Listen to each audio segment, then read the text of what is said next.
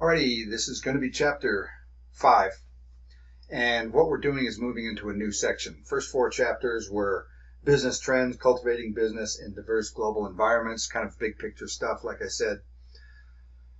Broad picture looking, we're still kind of now forming types of businesses. And this is the chapter on forming businesses. The first half of it, at least, is about the 3 basic types of business formation, which I think many of you learned in high school. So this is pretty basic stuff. Sole proprietorships, one person, partnerships where you have a couple of owners, maybe 3 or 4, and corporations when you have separate liability. Corporations more where you're selling stock, and of course it's a larger business. Through the chapter, we look at advantages and disadvantages of each, which is probably something pretty basic that you can understand very easily. The part about business ownership, most of them are small sole proprietors, which of course means that lots of small individual businesses. Corporations make 20% of businesses, and sole proprietorships 72%. So there's a lot of people that are doing that. Corporations make more of the money, of course. I think we can all understand why that might be. Pretty basic stuff about sole proprietorship. The nice thing about that is that you can set up a business in about 5 minutes. You go to Secretary of State, Colorado, type in the business that you want, register it, you're a business.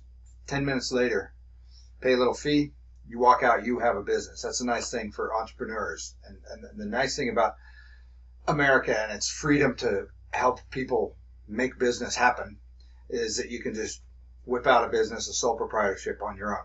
Another thing I want to say about 3 types of ownership is that a lot of people think, well, you got to pick one or the other.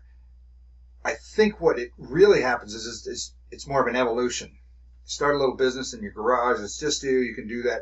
Sooner or later, you're going to want to maybe bring on a partner, which brings partnerships in there. Then the partnership brings expertise and funding.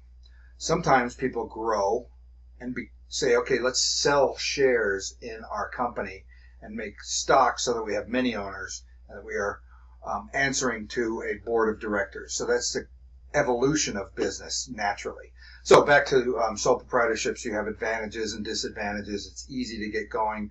The big disadvantage with sole proprietorships is the liability of risk that you take. And every business needs to look at risk. Every business has risk, and you will need to come up with any type of risk that for the business that you're putting together. Okay, now we talk about partnerships. Basically, you can divide those into 2 different types. One of them has unlimited liability, and he's part manager. So if you're a manager, you might be responsible for things. So if you're making day-to-day decisions on how things work, you're a general partner. If you're a limited partner, that technically means you put money in but no management, which limits your liability. If you're not saying what goes on, it makes sense that you would be less liable for things that go wrong. You have advantages or disadvantages, pretty simple. I would say that the disadvantages have a little bit more liability, and the problem of terminating, if you don't have a good agreement with a partnership, it can be very sticky. The big advantage is you're bringing in somebody with expertise. You're going to bring somebody in that knows the business, and maybe you don't know marketing and they do, or you don't know accounting and they do. So that's where businesses bring in partners, and that's very common and a very effective way to help your business, something you may not know about, and that's perfectly legitimate and fair. Next, we move into corporations. There's a C corporation and X corporation. I've kind of summed it up here, and C corporations have answer to their stockholders. S corporations is only one type of stock, and it's a little bit more limited. And then you have limited liability companies that corporations are able to protect themselves from liability, meaning if something goes wrong, they can't be sued personally. It's kind of an oversimplified way of looking at corporations and their limited liabilities. You limit the liability so that when a big corporation causes damage, the managers don't lose their homes personally. The corporation is hurt. You know, the Supreme Court has made it clear that corporations act as people, so it's the person of a corporation that is at fault when there's liability. These things really are important once you get into big business and things that can go wrong. What can go wrong with a bag of potato chips? A lot, believe it or not. Delivery, flavor, poisoning. I mean, 100 things can go wrong with just a bag of potato chips. Imagine any other company that has people moving or distributing or something like that. There's all kinds of liability. Every company has liability. Let's see, there's advantages and disadvantages. I'll let you go through. There's lots of paperwork, and you can look through the advantages and disadvantages. Mergers and acquisitions is the next section. A lot of companies can take over another corporation by buying their stock, or people come together and use the advantages of each. Typical to have mergers and acquisitions throughout a company's lifestyle.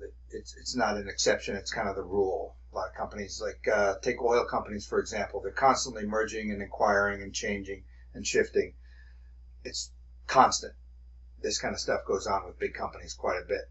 Next thing we talk about is franchises. I got a couple of summary slides here, but franchises are a great way to start business, a great way to get wealthy. And they've expanded into all kinds of areas right now. You think of franchises as a 7-Eleven or a McDonald's, but that's old. That's gone. Long since gone. Franchises are a real thing with all kinds of different types of franchise. Here's a pizza one. You Break, I Fix is a great franchise I've used. iPhone repair is all that is. There's a Plaza. There's Realty. You know, when you look at Remax or the Remax has the balloons, or H&R Block. You don't think of those as franchises. Remax and H&R Block are franchises. If you want to have an insurance company, you go to H&R Block. You buy their license, their logo, their guidance, their reputation. You're buying all that. And it's a very good deal, and it's not that expensive. Financing a franchise is a lot cheaper than financing a lot of businesses. I'm going to leave you with this slide here. The restaurants, this would indicate that a restaurant would cost 1.9 in thousands, so 1,000,009, almost 2 million to start a typical restaurant. Here's an automobile, $1 million plus. Fast food, it can take $1 million to get that going, but look at retail and real estate, and this says commercial services and business services. A lot less expensive to get started. So franchises are a great way to go, good way to learn business. That's it for Chapter 5. That's Part 2. We have one more chapter for this week, and that's going to be Chapter 6, and that's the end of Part 2. Thank you very much.